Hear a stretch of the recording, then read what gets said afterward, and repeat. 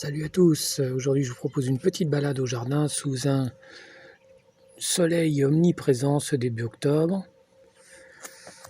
Donc on peut profiter encore de floraison de Delosperma comme ici.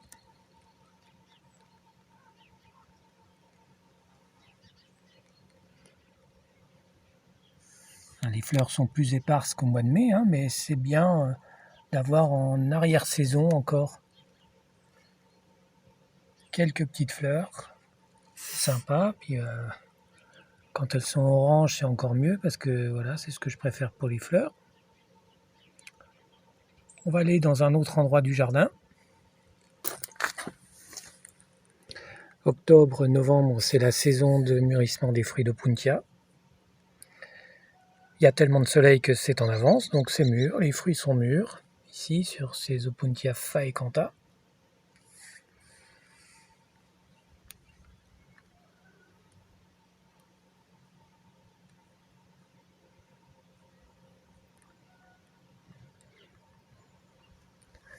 Comme il n'a pas fait encore froid, les Opuntia faecanta ne sont pas encore couchés, mais bon, ils sont à peine plissés. D'ici un mois, on aura vu le changement, probablement. Mais là, bon, c'est l'été, donc c'est exceptionnel d'avoir ce temps-là. Il n'a même pas gelé encore. On va aller un petit peu plus loin.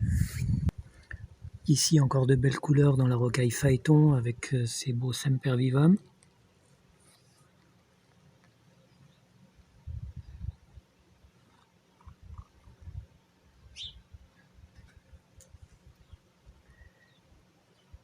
Et à côté, il reste encore beaucoup de floraison. Pour avoir ça, en fait, j'ai rien fait. C'est simple. Il y a 5 cm de sable sur une bâche. J'ai mis 2 ou 3 pieds il y a 2 ans. Et ça se ressème tout seul. Donc c'est long, il faut attendre fin juin pour voir les pousses sortir. Mais bon, après, tout est fleuri. Et puis ça se sème de plus en plus loin parce que j'avais planté ici, mais à 2 mètres, ça s'est déjà ressemé. Ça fait vraiment de belles couleurs. Donc c'est annuel, mais bon, ça reprend tout seul. Ici, avec les Opuntia compressa, ils ne sont pas encore plissés, mais ils sont couchés. Il y a déjà une évolution. L'été, ils sont dressés. Là, début octobre, ils sont couchés. Et après, ils se videront de leur eau pour ne pas geler quand il fera froid. Mais pour l'instant, il fait bon, c'est encore l'été. J'ai des mollènes qui se sèment partout. C'est terrible, ça pousse à une vitesse, ces trucs-là. Voilà. On va aller un peu plus loin. Ici, magnifique Sedum rubrotinctum. Ils sont mexicains. Ils seront rentrés quand il gèle. Mais c'est la saison où ils sont les plus beaux. Là, je me lasse pas de regarder ces couleurs-là. Alors, dans une auge à fraisier, c'est super. Ça peut vous donner des idées. Il y a le cultivar Aurora ici qui est rose. Et le rubrotinctum normal, il est rouge, c'est celui-là. Je trouve que ça a de la gueule. Mais là, c'est pas vraiment rustique, donc il faut y rentrer avant les premiers froids.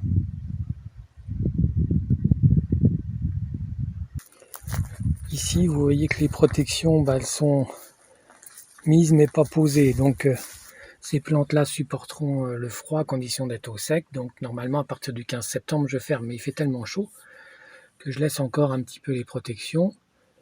Il pleut pas, de toute façon. Mais dès qu'il pleut, je refermerai définitivement jusqu'au 15 avril, normalement.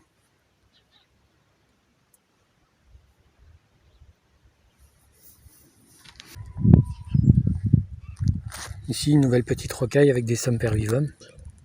Il y a quand même un cylindre pincé au milieu. Elles sont énormes, ces joubarbes. Écoutez, je les ai trouvées dans une brocante, par hasard. Elles sont gigantesques. J'ai demandé à la vendeuse si elle mettait de l'engrais. Elle m'a dit non, jamais.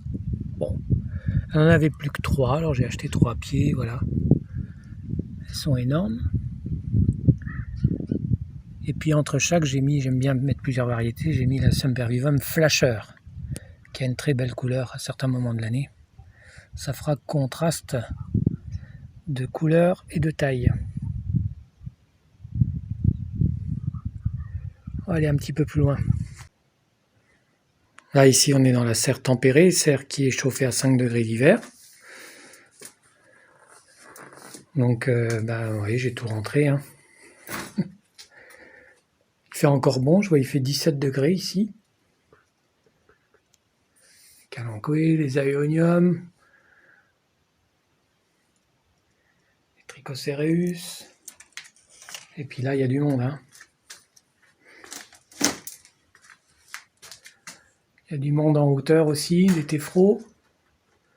Il y a un peu de tout. On va pas détailler.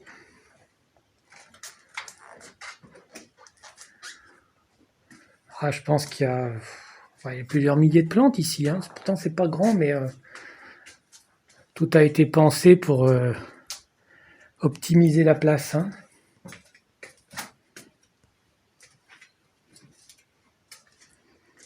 Ah, il y a les grands Calanchoe BRN6. Ah bah tiens, à propos, je vais vous montrer. J'ai un Calanchoe BRN6 qui était très grand et qui a fini par sécher. Et ça fait du bois après, à l'intérieur, pour pouvoir tenir, la preuve.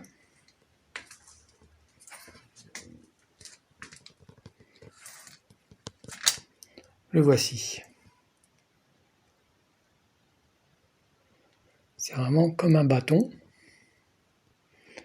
Et au-dessus, il y avait une sorte de peau un peu faussement épineuse. Hein.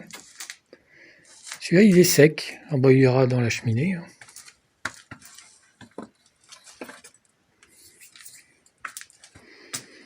On va aller un petit peu plus loin. Ici, ça va être fermé cet après-midi. Il n'y a plus d'eau depuis le 15 septembre. Et avant, on regarde un peu les fruits de cet hybride là, Opuntia Professeur Berthet. Magnifique couleur de fruits. Il y a juste un petit X sur la raquette mère. Hein. Il y a un petit souci. Mais bon, ça n'empêchera pas la plante de résister à l'hiver. Condition d'être au sec, parce qu'ici il fait froid. Enfin, il fera froid.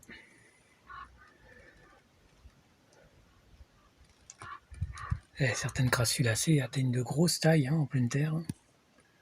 C'est superbe. Ça fait contraste avec Puntia d'à côté. On va aller dans la serre. Là, ici, il fait encore chaud. Hein, il fait un peu plus de 25 degrés, mais tout le monde est au sec. Hein. Faut être prudent, il peut faire froid ici, donc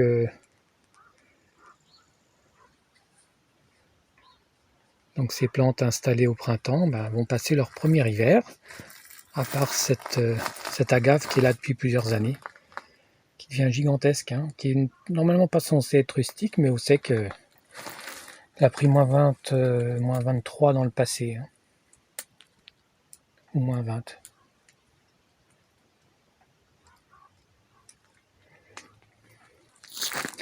Ici, il y a beaucoup de Puntia basilaris. Moi, j'aime bien ces plantes-là.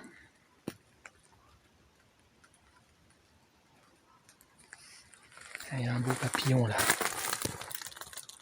qui essaye de sortir.